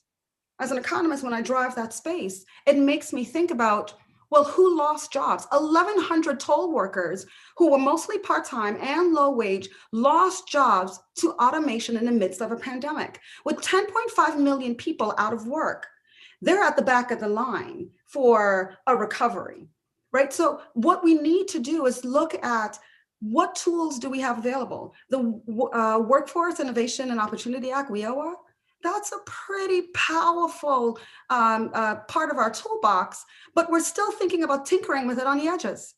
It's up for reauthorization. We shouldn't reauthorize it, we should redesign it, because we have saddled hardworking workforce development boards with some impossible funding formulas that keep them serving people, who, but for a little bit of help, can continue to make it on their own. But folks that are really in sort of deep need, we're not able to serve them well. And when they do, because they can't make it through training, they get penalized and their funding gets taken away. We want to measure, we've got to track, to Camille's point. If we're not doing something, we can't count it. But yet we've been taking away money from workforce development budgets in terms of admin and overhead, so they can't collect data, much less process it. And then one more thing on returning citizens and jobs. So I'll end there. We need to think broadly about the systemic needs that exist in our incarcerated adult population. 30% of incarcerated adults do not have a high school degree. So this new, reinstatement of the Pell eligibility works for 64% of the incarcerated adults, but not for those other 30%. And of those folks that have a high school diploma, that's the floor. We know it's the floor. I mean, in the general population, a high school diploma gets you nothing. But let's talk about functional literacy among those with a high school diploma. 49% of them are below basic on the OECD PIAC measure. That means, in terms of numeracy, that means you can probably add two numbers together, but when you look at fractions and sort of understand proportions, you're struggling. So they're functionally illiterate, and then you've got digital literacy on top of that. We need to really examine what the needs are, and say the floor is GED, the floor is high school diploma, but we've got to sort of package onto that occupational training. We've got the Pell, 2 experimental Pell programs that have already shown you can use that money to deliver short-term training, and it helps to reduce recidivism rates, increase employment outcomes, and also delivers a wage premium, but not without addressing sort of structural basic education remedial needs. We're not going anywhere. We talk about 700,000 people re-entering society. Truly, the number is 7.9 million. When you add state and local jails, think about that kind of churn coming into the society. 10.5 million people unemployed has us, in jitters. But yet, on an annual basis, that's the kind of churn we're seeing with returning citizens. We cannot continue to, pretend that if I give you a skills-based credential, that's going to do something when we've got lawsuits stacking up with inaccurate background checks. BTB policies work, but sometimes they work in the reverse and harm Black men when employers can't check. And other times they have no effect at all on employment or earnings. So research is there. We've got the evidence. We need to now ingest the evidence and have an informed policy to make real meaningful impact today, not in a generation. Camille, let me let you get back in here, and this is kind of our last round. I'm going to just start with you. There's a question from Zachary Williams, public policy director here. He wants to know about putting into action a national Black agenda that will deal with some of these at the local, state, and federal, national level. Is that something that is practical? And if it is or is not, like, what would one put in a national Black agenda? Okay, so I'm conscious that we want to get everybody else in here. So let me just say that the content for any sort of national Black policy agenda encompasses many of the things that we've already been talking about. So I won't go over that. But what I would say is that when you are talking about moving that at the local, state, and federal level, you have a couple of different considerations. One of which is, okay, what's in it? And then secondly, what are you going to prioritize? But most importantly, how are you going to move that politically? And depending on where you are, the politics of that are going to be very different. So if you're in Akron, Ohio, you might be talking about it in a slightly different way than, if you're in Atlanta. So I would just say that everybody who is involved in pursuing and propelling a Black agenda is going to have they're going to have some choices to make about how they frame it, what they prioritize. But I do think the key elements of, jobs, income, health, education, housing, those key things should feature in anybody's Black agenda. All right, Nicole, we'll put you in here next. Yeah, I would say this. First and foremost, I think before you can start to talk about a Black agenda, I do think it's very important that we start with addressing racial polarization and racism generally. I think it's very hard to start with a Black agenda that does not include an ideological framing and reshift that starts with many of the things that we saw in the various attempts that the prior president tried to overturn to recenter the importance of Black lived experiences in cultural life. That's the first and foremost thing. I think the second thing with an agenda for Black America, and this may be a little bit off, but you got to make sure that people continue to vote locally, vote in cities, vote in states, vote at the federal government level, because many of the challenges that we're actually talking about, they come because we do not have inclusive prosecutors or state attorney generals or sheriffs, et cetera, school board members that pay attention or position racial equity at core. I also think, to Camille's point, we know what the big rock issues are: health inequities, educational disparities, location and housing, all the things that I think the Biden administration is actually attempting to resolve through executive order, criminal justice reform. But what I would put out there, just something to think about, is it's not just about those buckets. It's about what evidence-based research and forward-thinking policies make it so that we don't have to keep screaming Black Lives Matter. Black Lives matters every day. Black history is every day. And I think it's important for us to begin to think about these issues on what do we do next to ensure, and I love the way Rayshawn talked about it, that ensure that we're not talking about Black men as desolate fathers who don't care about their kids, but we're starting from a frame that allows us to look at the importance of when you build up everybody, everybody wins. And part of the challenge going forward is if we don't break out of this pathological thought process the agenda for Black America will continue to look the same way it did with regards to high surveillance of pathological issues that are designed to destroy Black communities. And I think that that's not where we want to actually see this going. So I put that out there, that I think the agenda for Black America is the agenda for all of America. But most importantly, it starts with knowing and assuming where we are, but building upon the types of opportunities that actually lend itself to the building of a more perfect union. So I'll stop there. All right, Rashawn. Yeah, look, Camille and Nicole have said it all. I'll double down on a couple of things. I think the first big thing, we do have to think about the fact that we are pretty much about to see the most racially diverse cabinet in American history. And, it shouldn't be a coincidence that Biden is leading the way after being vice president under former President Obama. His racial equity executive orders are powerful, but obviously they're just a start, and he acknowledges that. Two big things that I think need to happen at the federal level. First is the George Floyd Justice and Policing Act needs to be passed by the Senate. It was passed by the House of Representatives, as all of you know, June 2020 on what would have been Tamir Rice's 18th-year-old birthday. He'll be a freshman in college right now with Nicole's son.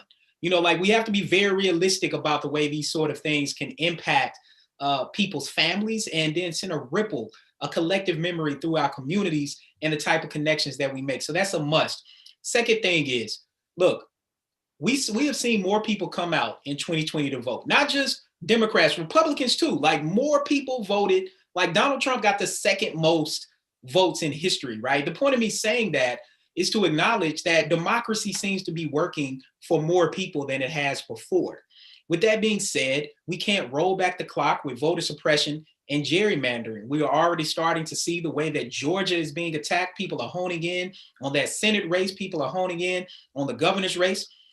Finally, that means we need to pass a John Lewis Voting Rights Act that is not temporary, but that is permanent, to ensure that there is federal oversight, to make sure that when laws are starting to be put in place, such as having people in Georgia produce 2 IDs, these are the kind of things that roll back progress that's very much in line with poll taxes that we've seen in the past.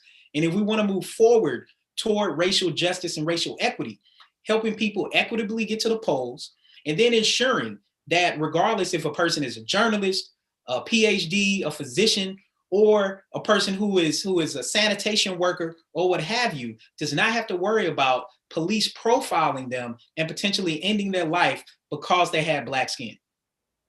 All right, I'm gonna break these brothers up and not go to Andre and go to Makeda, just to keep everybody on their toes.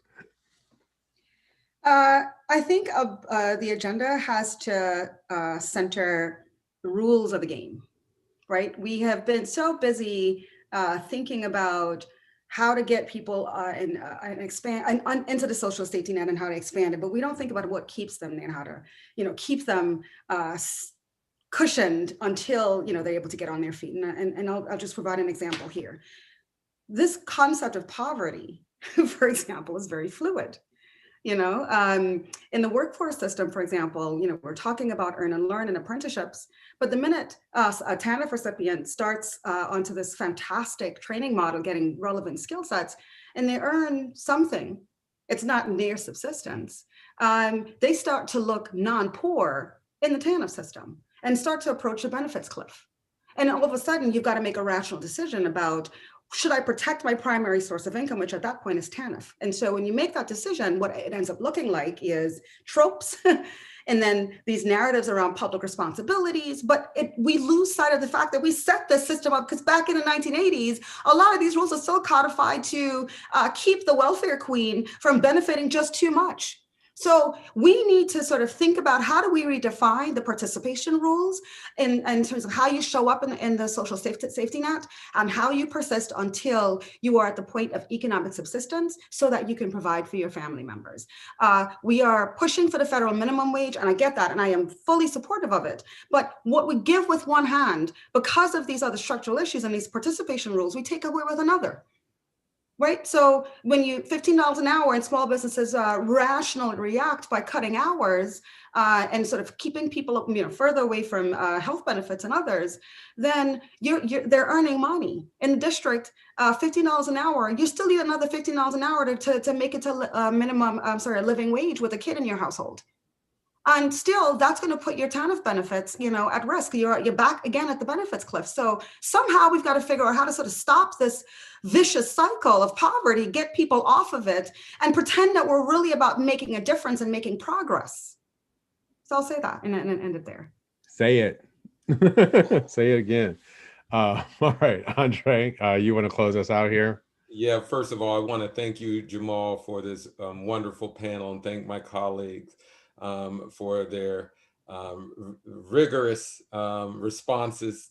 I'll say this, I think there are a lot of agendas out there right now, and I'm going to challenge my colleagues that we should step up and provide a comprehensive platform for those agendas. It's incumbent upon scholars like us to identify what the home ownership goals should be, what the business development goals should be, what incarceration and criminal justice should look like in the future. We have a platform, and we have got to use it to uplift those agendas, because for the most part, they all include many of the parts I mentioned.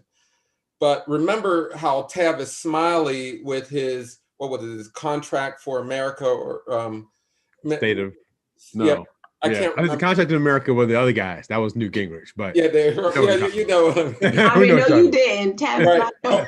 Yeah, sorry. Excuse my memory, but the point is that scholars like ourselves, we have got to provide that platform for these issues. And if there's one thing I will insert here that is very specific, we need a rigorous pursuit of white supremacists in law enforcement and the military. John Allen alluded to this or mentioned this in his remarks, but if we can't weed out racists from law enforcement, all this work becomes that much more difficult. It's so much easier to get rid of a racist president than to get rid of racist male people, teachers, police officers, but we have got to do that. In particular, we need to do this in law enforcement and the military. People who can carry guns, right? I just want to make that very plain. And that will set the tone and how we go after other people in other markets who do not belong there. And so, again, I just want to thank you and thank my colleagues. I'm always learning something from them. I was taking down notes, but we will provide a platform for those agendas moving forward. I guarantee you that. And Andre, don't forget the digital divide. I know I didn't talk a lot about it, but just make sure you don't forget about the digital divide, okay? All right, sounds good. All right, I'm going to close out here. We are a couple minutes over our time. I want to say this, and a couple people heard me say this earlier. This is Black History Month, and we talk about these questions and these problems that are on the table because they are so pertinent. They are so present in people's lives, and we've got to address them. And I think it's also helpful for us to remember that we come from a lineage of people who were faced with a set of problems in every generation, and they took action, and they took some of those problems off the table for us. There are things that we don't have to worry about that our parents and grandparents did. So it is incumbent upon us to find the set of things that we can fix in this generation so that our children and grandchildren aren't having the same conversation 40 years from now that we're having today. So I want to thank everybody for being here. Happy Black History Month, and we will see you next time. Thank you, Jamal.